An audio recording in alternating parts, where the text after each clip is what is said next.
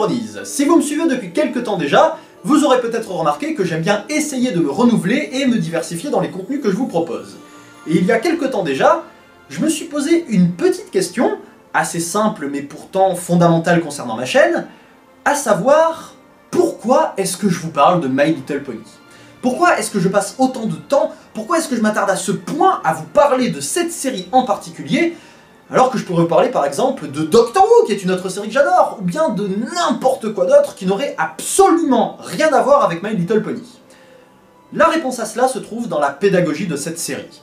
À mes yeux, la force de My Little Pony réside dans ses morales et ses leçons d'amitié, qui sont parfois juste excellentes et surprenamment adultes, et à contrario d'autres fois, eh bien, beaucoup plus simples, mais pas moins efficaces.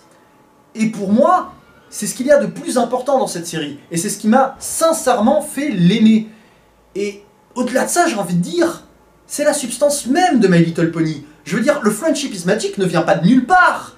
Il fait partie intégrante du titre de cette 4ème génération. Et donc voilà, après un peu tout ce recul, je me suis dit, pourquoi ne pas juste créer tout un concept autour de ça, qui me permettrait de m'exposer pleinement et librement sur ce que j'adore le plus dans My Little Pony Friendship is Magic. Bienvenue dans Leçon d'amitié. Dear Princess Celestia, today I learned... Je ne vous cacherai pas avoir décidé pour cette émission de prendre la liberté d'être un peu plus en roue libre, parce que plus que la réflexion, c'est les émotions qui priment. The Equestria Games est un épisode qui se focalise autour de Spike, et qui, contrairement à son titre, ne s'attarde pas tant que ça sur les jeux en eux-mêmes. Histoire de commencer par là et de m'en débarrasser, je peux comprendre qu'il y ait eu des déçus. Je peux aisément le comprendre parce que, avec tout le build-up qui nous a mené au jeu d'Equestria, beaucoup auraient préféré simplement voir les jeux se dérouler du début jusqu'à la fin. Et moi-même encore aujourd'hui, j'aimerais beaucoup avoir une histoire qui se centre autour de cette thématique, qui suffirait amplement à faire un bon épisode. Mais voilà, il en a été autrement, et je pense que c'est à double tranchant. Sup? Et si je dis à double tranchant, c'est parce que, certes, c'est audacieux, mais avec Spike, c'est pas toujours gagné d'avance. Alors Spike est un personnage pour lequel j'exprime une certaine sympathie, mais qui n'est pas toujours très consistant. Il a des épisodes de bonne facture, d'autres qui sont très justes, celui-là en particulier, mais certains qui sont moins bons, même vraiment moins bons. C'est ça le truc avec Spike, c'est que ses histoires sont assez inégales, et parfois un peu répétitives. Mais, à l'inverse, il y a quand même des épisodes qui sont très bons avec Spike et qui montrent bien qu'il a du potentiel, notamment The Equestria Games, qui en est le parfait représentant. Pour l'histoire donc, les Main Six, accompagnés de Spike bien sûr, et d'autres poneys de Ponyville, se rendent à l'Empire de Cristal pour assister au fameux jeu d'Equestria, et pour certains y participer, et Spike va apprendre qu'il est devenu un héros pour les habitants de l'Empire.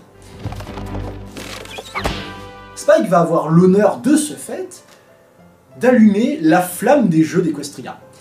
Et là, il va avoir un mélange entre une énorme perte de confiance en lui et l'imposance du public. Bref, il va perdre ses moyens et sera incapable d'allumer la flamme, ce qui va devoir être réglé par Twilight Sparkle, parce que sinon, là, le briquet est vide. Hein. Je ne vous mettrai pas le passage où il décide de chanter l'hymne de Ponyville, alors qu'en fait, il s'agit de celui de Cloudsdale qu'il ne connaît pas du tout. Scène que je trouve en même temps très drôle et très gênante. Et j'adore le fait qu'elle soit aussi longue. Ainsi donc, après cet échec, cumulé par un autre échec, Spike va définitivement laisser tomber et abandonner l'idée de pouvoir réparer ses erreurs, prouver sa valeur et montrer ce qu'il a besoin de se montrer à lui-même.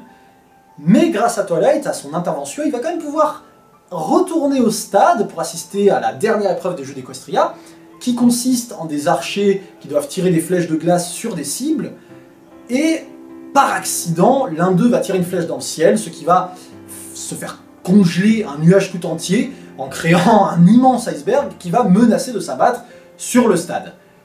Et là, Spike, pris d'instinct, naturellement, sans même vraiment s'en rendre compte, il va vraiment d'un coup prendre la situation en main et faire quelque chose qui le dépasse, alors qu'il en est justement tout à fait capable, quelque chose d'assez impressionnant d'ailleurs par rapport à ce qu'on a pu voir de Spike, en faisant fondre cet immense iceberg et sauver toute la situation sur le stade et tous les poneys, voilà, c'est quand même quelque chose de gros. Et c'est là que l'épisode devient sublime et vraiment intéressant. Après cette scène, on peut se dire, avec évidence, et même parce que finalement c'est traditionnel dans la série, qu'on va avoir droit à la morale habituelle, voilà. Spike va apprendre sur lui-même, il va retenir une leçon, il va avancer, on va passer à autre chose. Eh bien non! Les Main Six, les princesses viennent le voir pour l'acclamer, pour lui dire mais c'est génial ce que t'as fait, et lui il est là, il sait pas quoi en penser. Il se sent pas spécialement fier de lui, il est pas satisfait de ce qu'il vient de faire.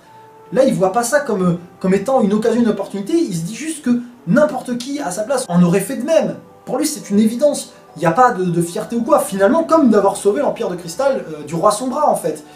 Il s'était jamais posé la question. Après, bien sûr, il y a sa personnalité qui va jouer sur des petites choses plus tard ou quoi.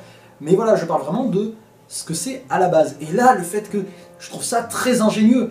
Ce qui est le plus proche d'une morale, parce que pour moi, c'est pas vraiment une morale, se situe dans la conclusion de l'épisode. C'est plus une conclusion justement de Spike envers lui-même, et j'adore ça. Et donc là je vais reprendre un peu les mots de la morale. Spike dit, c'est étrange parce que on peut avoir toutes les personnes du monde pour nous soutenir, pour nous motiver, nous acclamer, voilà, pour nous motiver, si on ne croit pas en nous-mêmes, si nous-mêmes on ne croit pas en ce qu'on fait, on ne croit pas en nos actes et dans, je sais pas, dans les projets, dans peu importe ce que vous avez qui est important pour vous, si on n'y croit pas, eh ben ça signifie rien. Et il n'y a aucune raison que ça se réalise du coup. C'est très intelligent et beaucoup plus adulte qu'il n'y paraît. Et d'ailleurs, le souci potentiel, c'est que je vais peut-être avoir du mal à l'exprimer. Moi, ça me touche, je le ressens vraiment, ça me parle cette idée, mais je la trouve pas facile à exprimer. La peur de l'échec, c'est beaucoup plus facile, c'est beaucoup plus littéral. On présente à travers l'épisode Spike, qui va subir des échecs, puis une réussite, pour montrer que il ne faut pas se focaliser sur les échecs, et donc, par extension, avoir peur de l'échec, et se focaliser sur notre avenir, et ce qu'on pourra réaliser à partir de là de mieux. Parce que sinon, justement, on peut, malgré nous, s'enfermer dans un échec, dans un espèce de cercle vicieux très négatif et néfaste pour nous-mêmes. Ça, c'est intéressant, mais c'est beaucoup plus littéral et simple à comprendre. Non, non, ce qui est génial, c'est cette idée, voilà, de croire en soi, de voir par soi-même ce dont on est capable, de comment est-ce qu'on s'évalue et tout, parce que tout ça, si c'est génial, c'est parce qu'on a tous les personnages qui viennent lui expliquer, donner leur avis, leur vision, lui faire la morale et tout. Si Spike ne le voit pas, eh ben ça marchera pas, ça n'aura aucune signification, parce que personne d'autre que nous ne peut avancer sur ce genre de chemin. C'est une évolution personnelle, et c'est là où je trouve ça bien et difficile en même temps, de vraiment faire passer ce message, que comme quoi, à un certain point, on peut avoir le meilleur entourage qui soit, il y a certaines choses que l'on se doit d'accomplir seul pour nous-mêmes, et on doit faire les choses pour nous-mêmes, et avancer avec ça, et parcourir ce chemin en partie seul, ce qui est une vérité, mais de dire que, parce qu'à un moment, c'est à nous de faire des choses, de prendre des décisions, de se construire pour nous, et en allant de l'avant dans ce chemin-là. Et personne ne pourra nous l'expliquer, nous l'enseigner à notre place. Il faut le voir soi-même, le parcourir soi-même, et apprendre de soi-même. Voilà, je trouve ça génial, cet épisode pour moi est très bon, et comme dans tous les autres de My Little Pony, ce qui est sûr, c'est qu'il y a toujours à en apprendre, il y a toujours à en retenir, autant sur soi que sur son entourage. Voilà, je vous souhaite une bonne journée, une bonne soirée, je vous dis à la prochaine, j'espère que ça vous aura plu, et d'ici là, n'oubliez pas, restez vous-même.